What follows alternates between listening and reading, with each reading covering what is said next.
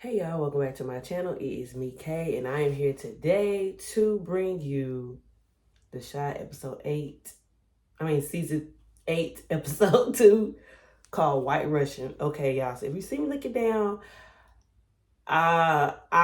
in the beginning of the episode, I quickly realized that this was one of those like builder type episodes. So I had to take notes this time. I was like, it's too many like builders going on for me to try to remember everything and recant everything to y'all, plus give y'all my opinions on what I think of what's going on. So I just wanted to go, I guess, in order of the way things happen. That way I can, it'll be easy for me to remember. So the episode started off with Jake and Reg. Okay, so we're picking up at the party. Y'all know that Reg threw that party at the house, against Trig's will. Of course, Jake had the tool. And of course, at this point, Jake is pointed at Reg. And then Jake is being pointed at by Rafi and Jackie. And so Reg basically, you know what? Y'all, I just can't stand Reg. I just want to put that out there. I just want to give my disclaimer. Reg is aggravating. And I see why Doodle was always mad at him. Because he be doing too much. Okay? And so he tells Jackie to hand him her tool. And so she hands him her tool. And he takes all of the things out of the clip. Right? So then, y'all, I ain't gonna lie, this scene remind me of Grits. And if you, shout out to Grits. If y'all watch Grits, this same similar scene happened in Grits. But yeah, so Reg takes all of the things out of the clip but one. He puts it back in the revolver and he tells Jake, he points it at himself and he tells Jake, if it don't, blast, he gonna stay. If he don't, he perish. Jake was like, so you really gonna take yourself out? And Reg was like, and so after that, Jake was just like, he didn't want to do too much, right? So basically, Jake was like, bro, it ain't that deep. Don't worry about it. No deal. And Reg was like, ooh, I knew you loved me or something like that. And I was just like, again, Reg is aggravating because why would you even put your youngest brother in that position? Trig would have let him do it. Trig would have absolutely let Reg do it. And so, Nuck, the scene switches, and then we pan to them being in the warehouse. Nuck is counting money, and so Nuck is asking Bakari how his book signing went. And so Bakari lets him know that his book signing did not go well. Nobody was there to buy books. But this is the thing. This is where I know Rafi's words kind of sowed some seeds with Nuck. Because at this point, Nuck is now questioning whether or not he can trust Bakari. Because he was just like, so Bakari, you didn't put nothing in that book, did you? He didn't use no real names. And Bakari's like, of course not. I wouldn't use no real names. And so then Bakari realizes that the conversation between him and Nuck is getting intense. So as Nuck approaches Bakari at the desk, Bakari stands up. And so Nuck was like, you better not have been telling nobody nothing. And Bakari kind of gives like this look of like, oh my God. And so he tells Nuck that he didn't tell nobody. And Nuck was like, better not. And then Bakari recants and replies back and was like, did you tell Tiff about anything? And then Nuck was like, Tiffany only knows what she needs to know. And then Bakari was like, but she don't know about Rob. And so he was like, and she not gonna find out about Rob. And then Bakari was like, well, I ain't gonna say nothing. And then Nuck was like, you better not. And then Bakari was like, you wouldn't delete me. And Nuck was like, yes, I would. And so at that moment, after Nuck said that, every bell that Lene has ever, everything that Lene has ever said to Bakari, them should have been ringing bells in his mind. At that moment, he should know, I cannot trust Nuck.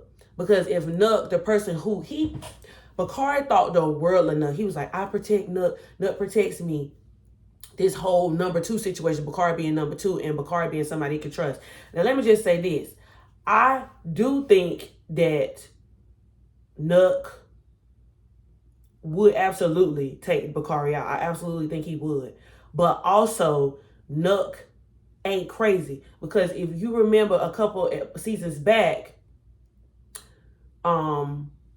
when Nook approached Jake in a G-Wagon because he was thinking it was Reg, Bakari pulled the tool out on Nook and was like, you better not do that. And so I think because Bakari actually has a body under his belt, Nook knows not to, like, he has to be more calculated with Bakari. He can't just up and just, delete Bakari. It's not going to be so simple like it was everybody else, because he know Bakari is talented in the arena of shooting. He knows that Bakari knows what he's doing, so he's just not going to up and just do that. But I do absolutely think that Bakari says that Nook wouldn't do that, but I think he just said that because he had to have something to say. I think Bakari absolutely knows, with all the things that Bakari knows that Nook has done, especially the whole thing about Pastor Stanley, the whole thing about Pastor Zeke, the whole thing about Duda, and he knows what happened to Zay. Bakari's not slow. You know what I mean? So next, the scene pans back to Jake on the phone visiting Trig. And so basically Jake just fills Trig in on everything that happened at the party and how Reg, everything Reg did to try to manipulate Jake. And so basically Trig is upset. Rightfully so. He should be upset because he knows that Reg is egotistical. He's big-headed. He's very, careless in the way he moves. Reg wants to be this big boss, but Reg don't really move like a boss for real. And because Victor is trying to get out, of course the police are watching everything that's going on with stuff that's attached to Trig. And so Trig don't want this Reg to be around to hurt his case, right? So Trig just basically gets mad, and then the scene switches again to Trig and Rashad having a conversation. Now, the way this was shot initially, I thought that they had moved Trig and Rashad out of cells with each other, because the way they had Shad leaning against the wall and the way they had Trig on his bed leaning against the wall, I thought that they was wall to wall trying to speak. But then when the camera angle moves out, you can see that they both are sitting in the same cell. And so basically, this is where we're updated, where we find out that Trig actually does not have his public defender no more, and now Patience is representing both Trig and Shad. And so basically, they both are having a conversation about how Patience will get them out and how they're fighting for him, and how Rashad got a crush on Patience and he been trying to. But Trig was like, bro, we not trying to do all that. We trying to get out. And so, of course, the scene switches again, and then we're at the table with Keisha, Emmett, and Devontae with the social worker. So the social worker is basically telling Keisha and Emmett how Devontae came to school with a tool. Where could he even have gotten a tool from? Come to find out, it's Emmett's. And so, of course, that goes back to the moment where, Keisha said that in season, I think, what season we in? I think it was in season 6 when they was trying to get rid of Duda, and so Emmett had got a tool in the house for protection because he was, Duda was on his case. And so Keisha told Emmett, she was like, I always told you I didn't want that in his house. But Emmett, of course, this being a learning lesson for Emmett, he has to lock up his stuff because that situation with Devontae could have been extremely dangerous. And so the social worker is telling Keisha and Emmett about how Devontae would be suspended from school, but if they agree to try to get Devontae back into school, because they looked around the area trying to get Devontae into new schools, but they didn't have any success doing that. So the social worker tells them that if Devontae decides to go back to school, that Devontae would have to have supervised visits, and that he would have a curfew and everything like that. So, excuse me. So that's something more that Keisha and Emmett have to talk about. You know what I mean? And I think this situation with Devontae is really taking a toll on Emmett, because Emmett is questioning, what kind of father he has been in his son's lives. So far, he feels like he hasn't really done everything that he needs to do. or he hasn't been there for his kids. And so it's kind of like this situation really makes Emmett have a very like this is makes Emmett have like a time of self-reflection and reflect what kind of father he is and if he is really doing a good job doing what he's supposed to do. So then the scene switches again to Tiffany's house. So Tiffany, Emmett, and Tiffany's mom are having a conversation, and Tiffany's mom is telling Tiff and Emmett that she wants to take EJ full time. And so at this point, this is a hard conversation for Tiff because I feel like the way we saw Tiff open up to her mom about this situation really was reflective, and we got to kind of know, or maybe it's just something I didn't pay attention to in earlier seasons, but I also don't think that we got to know Tiff's mom like that. So it was very eye-opening for me because we got to see not only Tiff interact with her mom, but she gets to, start the conversation off of her mom about how she feels about how she was raised. And so I thought that was very interesting nonetheless. But Tiff's mom feels that Tiff and Emmett both have too many things going on. She feels that Emmett has a lot of kids at his house, and that she also throws the fact that Devontae just got in trouble in Emmett's face. And then with Tiff just had a new baby. She's trying to raise that baby, and also she was grieving Rob. And so, as we know, EJ was living with Emmett and Keisha because Tiff said she needed a break. Which, I feel like then that was a good like decision. You know what I mean? I was happy that all three of them was able to sit down and have a conversation about EJ even going with Keisha and Emmett. You know what I mean? Because as Emmett's father, if Tiff feels like she is over her head and she's going through something, I do feel like it was okay for her to lean on to Emmett and for Emmett to step in and be the primary parent in EJ's life. But now I guess because both of them have new babies, it's too much. And Tiff's mom brings up that EJ has a learning delay and that Tiffany and Emmett are not taking it serious enough, and that she thinks that EJ needs more one-on-one attention. Let's see. So then after that conversation happens, we pan back to Emmett and Keisha's house, and Tiff and Nook are there, and they're basically discussing, the conversation that Tiff and Emmett just had with Tiff's mom. And so Emmett questions Nook even being there, because y'all know Emmett don't trust Nook for one, and he shouldn't. And all of Emmett's inclinations are correct. But Emmett only is respectful because that's Ronnie's father. And so now it seems like with Nook being here at the table with the rest of the parents, it seems now that Tiff and Nook are serious, which is very, very, very, very unfortunate for Tiff. But nonetheless, Tiff says if Keisha is there, Nook is all right with being there. And so they basically, as parents, try to sit and vote what's best. And so Emmett mentioned something to Tiff, and he was just like, EJ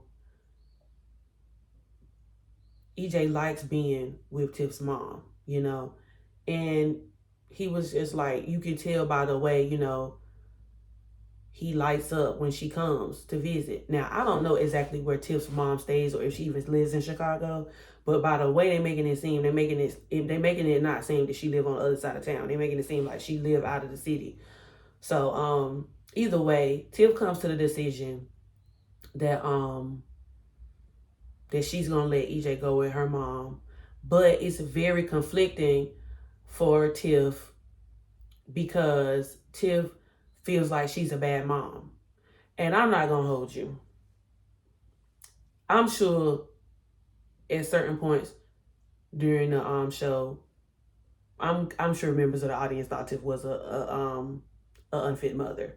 And so her having a baby with Rob, we was just like, girl, you already is struggling with EJ. You want to add another baby to the mix. And I feel like the only reason why when Tiff did have EJ when she was with Rob, I feel like because Rob was so stable, it gave more of a stable home for EJ. You know what I mean? And it kind of leveled Tiff out because Tiff won't doing the most. You know, when Emmett and Tiff were together and then that whole separation of Emmett and Tiff, Tiff had a lot going on. She didn't know what she wanted to do and she was trying to figure it out. So now that, you know, things are changing again, you just question. So this scene made me question, you know, not only Tiff's motherhood, but it also gave like a reflection that Tiff and Emmett are going through similar things. You know what I mean?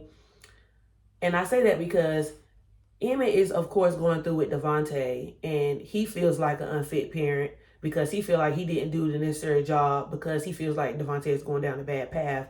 And then Tiffany feels like she didn't do a good job and she feels like an unfit mother because now her mother is coming to her about taking her son because she feels like she's not parented enough.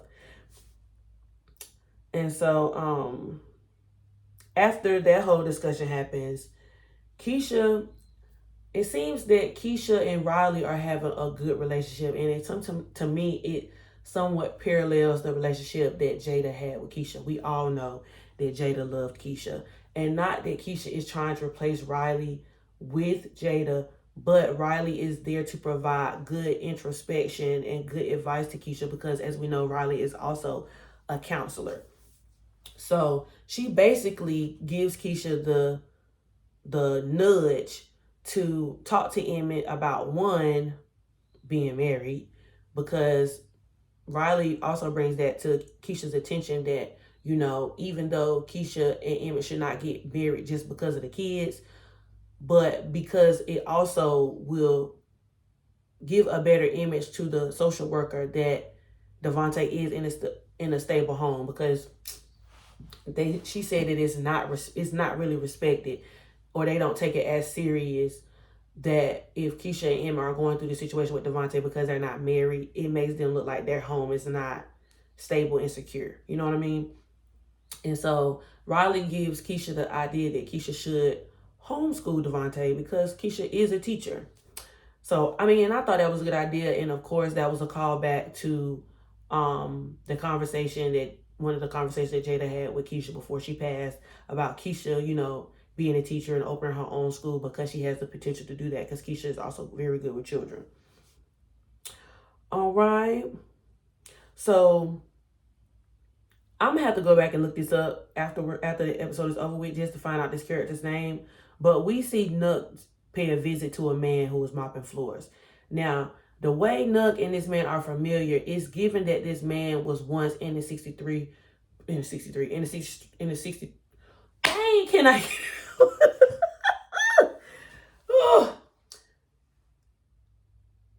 It is, you know, revealed to us that this man used to be a part of the 63rd Street Mob. That's what I was trying to say. This guy, but we don't know who he is. And it gives that Nook trust him. Okay. So this now also like solidifies the fact that what Rafi said about Bakari is manifesting, because now Nook is like going back and pulling cards, right? So Nook visits this guy, and this guy tells Nook offers him a job, of course. First of all, the guy is like, how did you even find me? And Nook was like, we know where everybody in the mob is in the city. And so Nook offers the guy to come back to the mob, and the guy says no. He was like, he has done jail time and he don't want to go to jail. And so Nook tells him that his guys don't go to jail.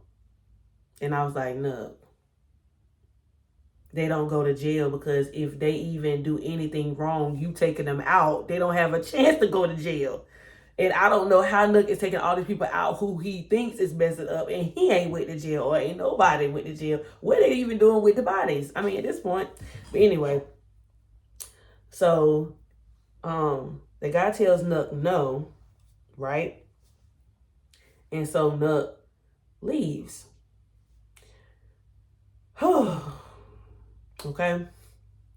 So then the scene pops to Bakari, Jake and Papa having a conversation. And as you know, Jake is trying to throw this event. And so basically he asked Bakari and Papa for his help. And I thought this was like a cool little scene because, you know, back in the beginning of the Shy days, we used to see the guys really hang out together and they used to be together a lot. We don't really see that. So just to see all three of them interact on screen really, you know, brings back those vibes because we didn't see them really hang out with each other much last season. So after that, the camera pans back to Trig getting another visit in jail. And guess who it is? Fatima. And I just couldn't believe that they brought Fatima back because as we know, I think if I'm correct, if my memory serves me correct, Trig and Fatima was engaged. And this was, of course, off the back of, you know, the breakup between Trig and Imani. So we find out that Fatima has fallen on hard times and that she is staying back with, I forgot the character's name, y'all forgive me, but the lady who met with Patience about finding Nora with the candles. That's Fatima's mom. And so we find out that Fatima is living with her mom, and I don't think Fatima is working for that paper no more or something like that. And so Trig asks Fatima, is she dating? And Fatima says no. And then she asks Trig, is he single? And he says yes. Now, this part really confused me because I'm just like, okay, so are they setting Fatima and Trig to get back together after Trig get out of jail? Because I'm thinking once Trig got out of jail, he was going to go straight to Tiff unless somebody told him, you know, along the way that we didn't see on screen that Tiff is now with Nuck. Because I thought that, you know, I thought initially before we saw Tiff get with Nuck that Tiff was going to get with Trig. Because Trig seemed like the more stable. He was out the street. He was the more reasonable option, you know. But he says no. He says he's single. He ain't with nobody. And that, you know, they decide to talk and say that they wanted to meet up when he got out. And that, you know, they want to, you know, date again. So I was just like, oh, okay then. So this how this gonna go. So the guy that Nuck went to visit, who was mopping floors, a scene goes to his apartment and he's talking to this girl. Now, this is where it is revealed to me that Rafi was in the 63rd Street mob. I didn't know that. I thought that Rafi was just somebody who came on as new. But we find out that Rafi was in the mob as well. And we also find out that that guy, of course, was in the mob and that they never liked Rafi. Okay. And so now they, of course, and it was said that Rafi went to go work for Ridge. So with that being said, his girlfriend is saying that she tired of living like this and she want a man who can take care of her, who's a baller. She tired of living like this.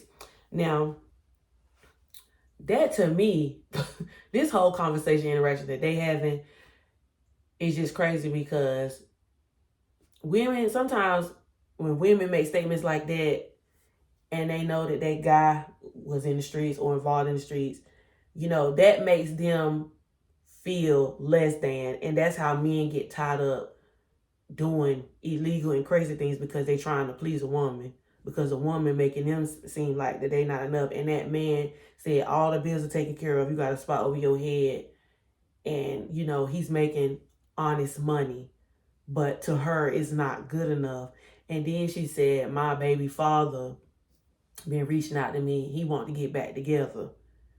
And so that's when we figure out that Rafi is her, well, I was like, Rafi must be her baby daddy because that's the only other person that she could be talking about in this context. And then later we see a scene where we find out where he sees her getting in the car with Rafi. And so I'm just like, okay, so she just basically left him or whatever like that.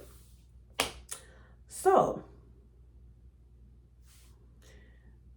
now, after that whole scene with them two, the scene pans back to Keisha and Emmett in their room. And Keisha basically, you know, tells Emmett the conversation that she had with Riley. She tells Emmett that, you know, what if they looked at the option of homeschooling Devontae?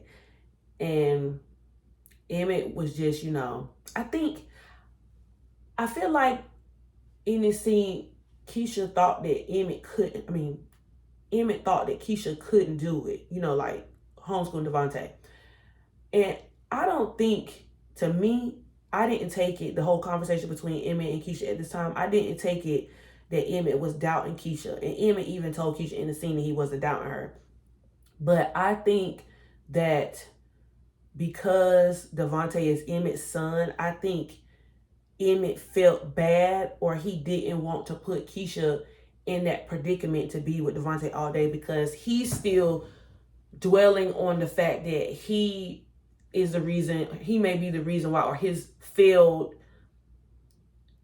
relationship with Devontae, or his failed parenting with Devontae, his parenting failures with Devontae. That's what I'm trying to say. Jesus Christ. His parenting failures with Devontae, I think it's stressing him out. And he even told Keisha in the scene that he was stressed.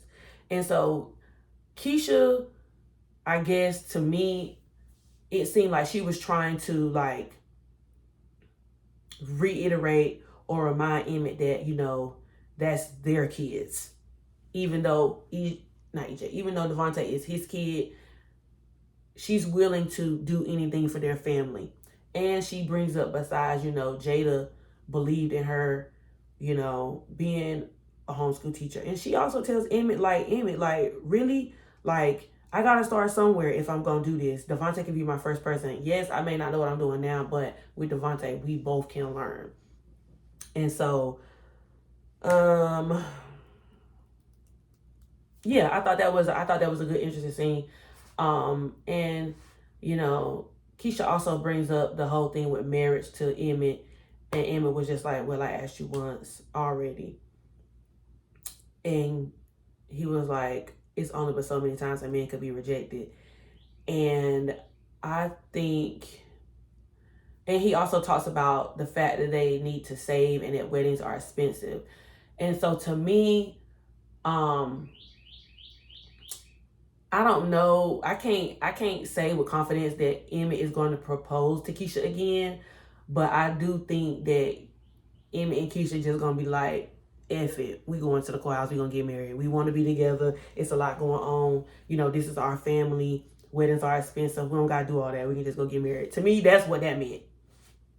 But I do think, you know, Keisha does feel bad, because the last time we did see Keisha and Emmett in this whole conversation with marriage, Emmett was proposing to Keisha. I do think, you know, the way Emmett proposed to, I don't think no girl wants to be proposed to while the person is currently on their deathbed, because they didn't know whether Emmett was going to make it. I mean, before Emmett woke up, they didn't know if Emmett was going to make it or not. And so it just seemed like, because at the time of what Emmett was going through, Emmett was just trying to marry Keisha. But at the same time, his brush with death could have made him think, let me get my life right, you know, let's go. But, you know, both of them had different thoughts about it, and it didn't happen. So, nonetheless, the scene then changes. The scene changes to Jake hosting his party. So, of course, we saw back probably a couple scenes ago, we saw Reg looking at this flyer on social media, and it was Jake's party. And so Jake is throwing a party. Everybody's there. Bakar is at the door, of course, and Papa is filming content as Jake asked him to at the party. Lene is there with her friend, this is the only scene we see with Lene, by the way. This little 10-second scene. Lene is at the party. And so Lene is talking to her friend. And so the same way Bakari saw Lene at the party when Bakari and Papa was together, and Bakari was like, Jake, I'm not Jake. Bakari was like, Papa, who is that? Introduce me to your friend. Is the same way that Jake did Lene. Who is that? Introduce me to your friend. And so we come to find out that this girl is, I think she said her name was Desiree, and that she's a Instagram influencer. And so Jake and her gonna connect after the party. So she gonna be Jake's new love interest. Then the scene goes back to Trig in jail. Trig is walking down a hallway and there's these guys in these corners. And I'm just like, I know y'all not about to set Trig up and try to jump Trig for real. So the guy basically says to Trig, we seen who came to visit you. And I'm just like, oh my God, here we go. Here we go. And to me, that was a callback to when I can't remember what season it was, but when and who was talking to Trig when they asked Trig what was he interested in, or they asked Trig was he gay, and so they thought because Fatima came to visit Trig, they was gonna jump him because men and their egos, they try to assert dominance. Excuse me. So what they found out was that that's Trig, okay? And y'all, and just because y'all feel a way about him or y'all think whatever about who came to visit him, that's still Trig at the end of the day. Don't get your wires crossed and don't get it twisted, because that Trig put a beating down on that man, and I bet you they won't ever try him again. Because at the end of the day, that's still Trig. He was heavily street affiliated. Don't forget it. He was performing. Trig said he got saved. And just because he ain't in the streets no more and he been delivered, don't mean that his old ways won't rise and they won't come out, because they did.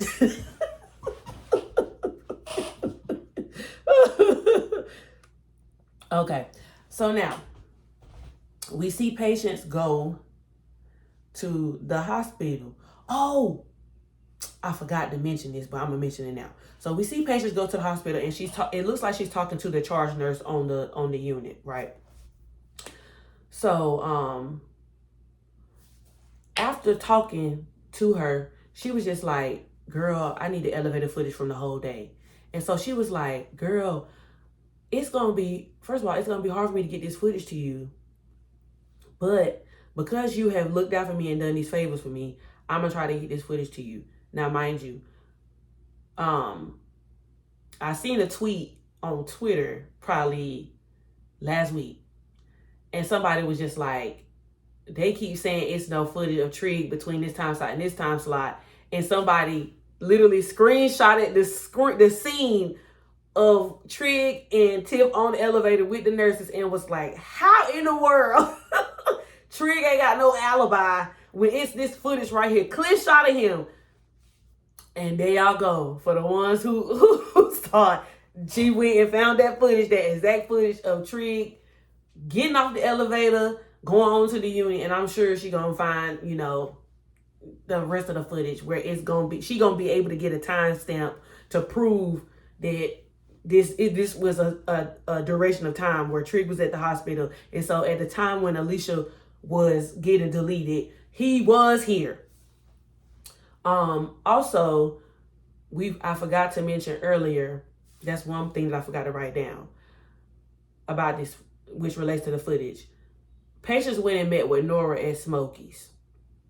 And so in my last review, I mentioned specifically that something has happened to Nora, or somebody has paid Nora off for Nora to recant her statement or not even give a statement for Shad. And so patients met with Nora. Basically, Fatima Mama set her up to go pick up her candles. And so she basically tells Nora that she's the lawyer for Shad and Trig. And she was just like, why won't you give a statement for Shad? And she basically was like, I don't want to be involved or whatever like that. And so she was just like, Patience was like, well, girl, who paid you? Why would you not want to give an innocent man a statement? Or why would you change your statement to the police and not give this innocent man a statement? She was like, girl, you should be wanting to do this. This is something that your father went through. And so we learned that Nora's father served time in jail for a crime that he did not commit. And so Patience just reiterated, she was just like, you didn't want to wreck a man's life if you know that he wasn't there. And so basically, Nora reveals that Rosalind, Duda's wife, also the person who deleted Alicia, is the one who paid Nora to recant her statement to the police about where Shad was and his alibi. And I was like, I knew it. I ain't think it was Rosalind, and I don't know why I didn't think of her, but I knew somebody had to pay. And so, where am I at in my notes? Sorry, y'all. I told y'all it was a lot. Emmett has a convo with Darnell. So this scene right here, y'all, I'm telling you, I could have cried. I'm not even gonna lie to you. Because Emmett and Darnell had a conversation. Emmett basically asked Darnell if he was a bad father. And Darnell was like, well, Emmett, I need to ask you. He was like, I can't give you an answer because I need to ask you the same thing. Because how did you feel about me? Was I a terrible father? And then Darnell talks to Emmett about what he feel like he failed as a father. They both come to realize that they both had children young, and they won't focus on where they need to be, on where they should have been when they had their kids, because it was just too much going on. And they both can relate. But all in this scene, Darnell comes to Emmett as a man, as his son. And I love that they getting so close. He was like, Emmett, I just want to apologize to you for all that I done when you was when you was young. And I just could have burst into tears. And then when Emmett said, I forgive you, oh my God. Like, I was just like, oh my God, we love a reconciliation. We love conflict resolution, because all it takes is for open communication and dialogue. If you feel like you was wrong, just talk to that person about why you feel they was wrong, and then maybe accountability can be had. And it's a mirroring effect, because Darnell is taking accountability for his parenting failures with Emmett, and then it also gives Emmett the freedom to come to realize that he has not been the perfect parent with his sons either, and he's repeating the cycle that his father did. But Emmett is also still young enough to see and can fix it, and he don't have to be the way Darnell was. And I was like, yes, thank you, Jesus. We love reconciliation. We love reconciliation. Also during this scene, Emmett talks to Darnell.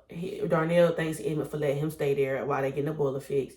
And so Emmett basically, pulls Darnell's car about not wanting to go back home, and basically tells Darnell that Emmett tells Darnell that Darnell is afraid to go home, and face everything that's in the house because Jada is no longer there. And Emmett basically tells Darnell, like, if you don't want to go back, why don't you just move in? And why don't you just move in and then you can sell the house? But Darnell has not gotten to the point to where he's ready to make a decision about whether he wants to go back home or whether he wants to sell the house. He said he can't sell the house. He can't sell it right now. And that's understandable. That's his wife. He said he bought that house for them. And so I was just like, dang. I like the way they're documenting Darnell's journey, his grief journey with, how he's dealing with his feelings about processing Jada being gone.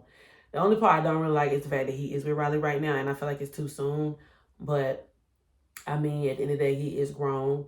But I do like the way they are documenting this grief journey.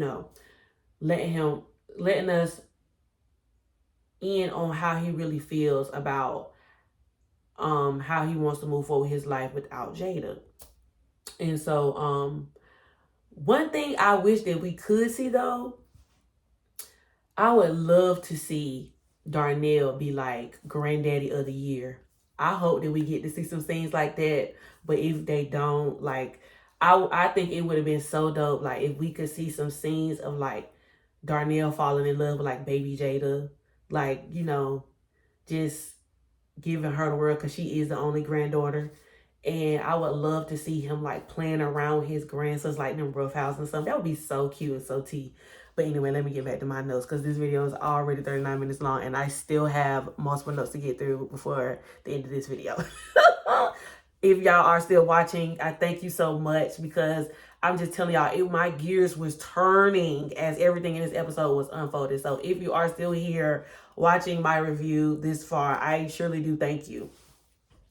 Of course, now we get to the party. Reg and his crew is outside the party. Reg is outside causing a total scene, which again, Reg rubs me. Reg rubs me. Reg is causing a total scene outside. And so, but he sees Bakari and he say, "Hey boy," and I'm just like, okay. Like, I really wish Bakari would have just, pulled the tool out on him right then, but he didn't. So he said, "Hey boy, go in there and get my brother." So Bakari goes in the party and tells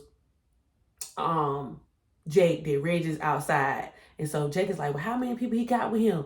And he say like 5. And so Reg is outside, like giving the bouncer a totally hard time. So Jake just tells the man to let Jake in. I mean, Jake tells the bouncer to let Reg and his crew in, right? And so this part right here, Reg was just doing too much. So as everybody's having fun at the party, Jake is walking around the party and Jake realizes that Reg is moving weight in the party. And by weight, I mean street candy. Reg is selling street candy in the party. So Jake gets mad. Jake is like, "Reg, you know you can't do that in here. I get put out." And Jake and Reg get into a fight. They crews get into a fight in the party. Now, to keep the peace, because it was my party, if I was Jake and this was my party, I ain't gonna make no scene in here because this is how I'm making money and I don't want to get all us put out. But I definitely would have went to Reg and was like, "Hey, bro, this my party. I ain't trying to make a scene. But if you gonna move street candy in here and you making all that money, you need to cut me some because this is my party." I would have definitely did that, and I would have told him he can get out. Because I mean, I feel like that would have been fair. All Jake had to do in that moment was negotiate with Reg, and Reg probably would have cut him a little something just because, he let him stay at the house and then he let him in the party, But also, I'm glad to see that Jake ain't taking no mess off Reg because Jake is a man now, Reg, and you can't punk him and make him do anything you want him to do now because he grown and he will fight you back. And Jake probably will take Reg out because Reg is pushing Jake's buttons. Jake is like, "I'm not having it. I'm not having it." And Reg does that to Jake because he thinks Jake's soft, but he would not do that to Trig because Trig didn't play that.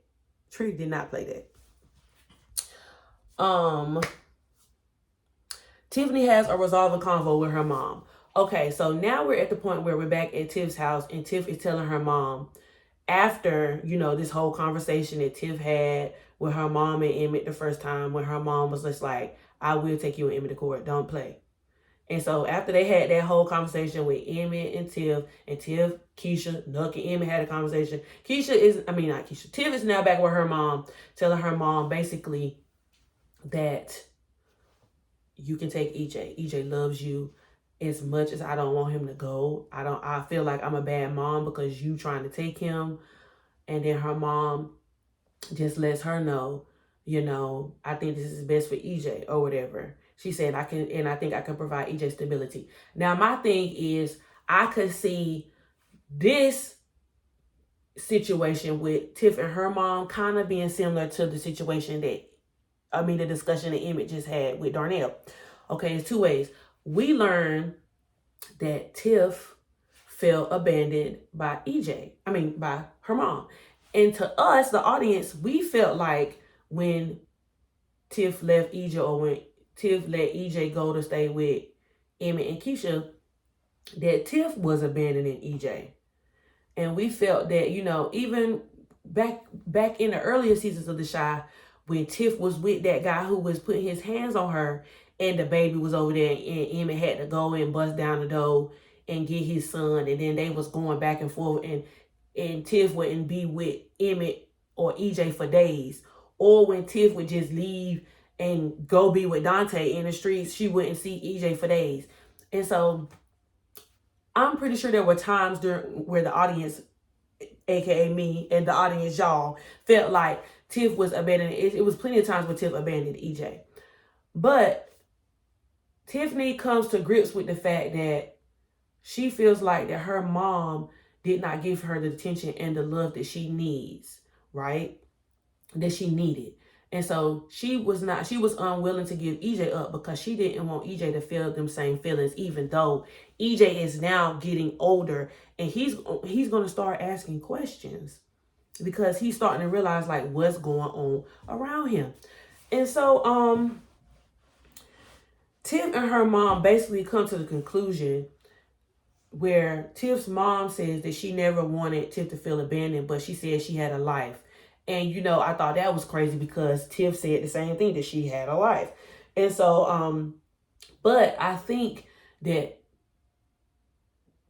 to me, the way I interpret it is that even though Tiff's mom may have felt like she abandoned Tiff, I think that with her taking EJ, this is her second chance to raise and rear a child the way that she should have.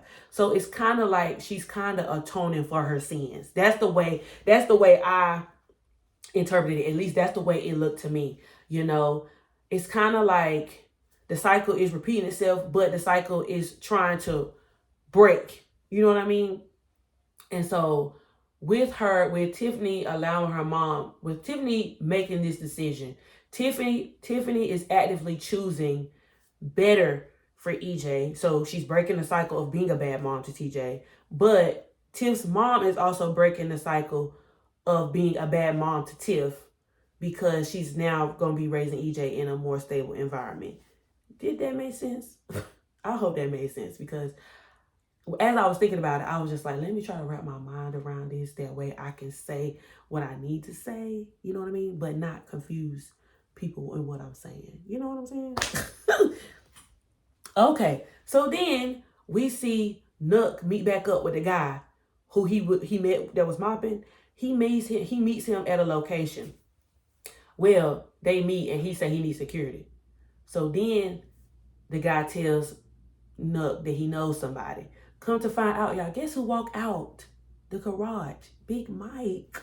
Big Mike, where you been? Hey, where you been at, Big Mike? We missed you. Okay, so last time we saw Big Mike, which if y'all paid attention to the recap in the beginning of the episode, last time we saw Big Mike, he was carrying Reg off after Douda sent people to get Reg, right? So Nook asked Big Mike, do he want work? And so Big Mike was like, well, why should I work with you? He left the mob a long time ago. So basically it was given when Douda perished, the mob separated. And so I guess those who, left the mob, and whoever was still in the mob is under Nook, right? And so basically Nook extends the invitation back to Big Mike about coming to the mob because they finna lock things down.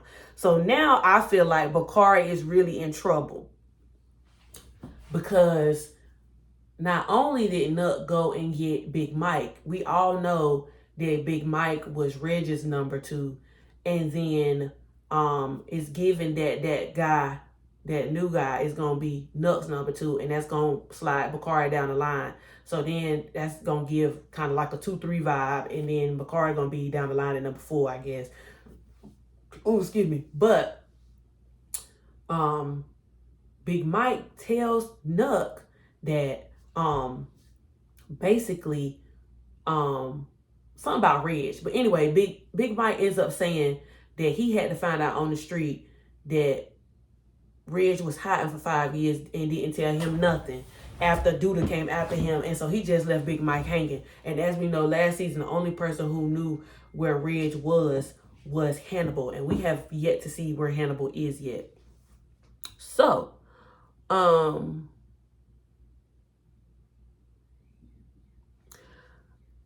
think the last 2 things I'm going to talk about is Nook is teaching Tiff how to shoot her tool.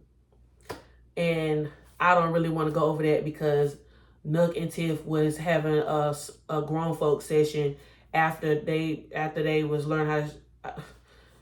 Tiff and Nook, it's too much. And to me, I'm just like, Nuck knows exactly how to trap Tiffany to where Tiffany will be able to do whatever Nuck say, and Tiff basically is gonna become the trap queen. She gonna do whatever Nuck say. Nuck got her in a place. We all know it's messed up that Nuck is having this entanglement with Tiffany anyway because of what he did to Rob. But it's either one or two things. He gonna get Tiffany so emotionally invested that when she find out, or if she finds out about him, she not gonna be able to do nothing to him because feelings are gonna be involved. Or it's gonna be the opposite effect of she gonna feel so betrayed that she gonna take Nuck out herself, which I think is gonna be the latter. I think it's gonna be option number 2. But at the same time, I actually don't know if I think Tiffany is gonna end up taking Nuck out, because I think one of the boys gonna end up doing it. If it ain't Bakari, it's gonna be Papa. Lastly, Patience meets with the judge. Okay, so y'all know the judge was real good. I can't remember the judge's name right now, but y'all know the judge was real good friends with Alicia. And so Patience goes to her and tells her, I got footage of Trig at the hospital and I need for you to get off. Now, mind you, this same judge is also the judge who dropped Trig's charges when they tried to get Trig for, I think, taking Q out or something where Duda was trying to frame him. But anyway, the judge was just like, well, you know, this is not my case. And she was just like, I know, but you friends with the judges who are on the case. So just put this bug in their ear and show them its evidence. And she was just like, well, you know, I can't do something for you if you're not doing something for me. And so basically, she asked, well, do you know who took Alicia out? And she says, no, I don't. And so the judge was just like, basically, girl, I can't do nothing for you if you ain't doing nothing for me. I need something better than that. And so then Patience starts putting 2 and 2 together, because think about it. Why would Rosalind pay Nora to recant her statement about about Shad, if she didn't have something to do with Alicia being perished? Makes total sense. I mean, and I knew it.